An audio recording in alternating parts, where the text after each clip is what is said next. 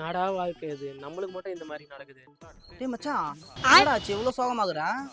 அது ஒன்றும் இல்லை மச்சான், நேற்று வேலைக்கு போகிறேன்னு சொன்னல, இன்னைக்கு வேலைக்கு வரவேணான்னு சொல்லிட்டாங்கடா. ஏன்டா?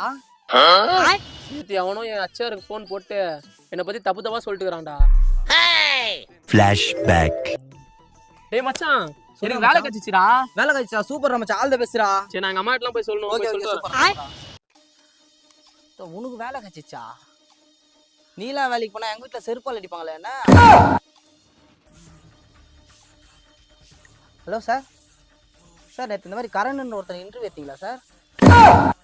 அப்படிங்களா சார்? சார் அவன் 1ஆம் நம்பர் கேடி பையன் சார். சார் அவனெல்லாம் வேலைக்கு வச்சிங்கன்னா உங்கள் கம்பெனி திவால் ஆகிடும் சார். ஆமாம் thanks sir thanks sir thanks sir. Okay okay மச்சான், யாரையும் நம்ப முடியாது மச்சான் இந்த காலத்தில். சரி வா சரகடிக்கு போகலாம் வா. ஐயோ டேய், அவன் தான்டா இன்னைக்கு பெரிய வேலை பார்த்து விட்டு போயிட்டான்.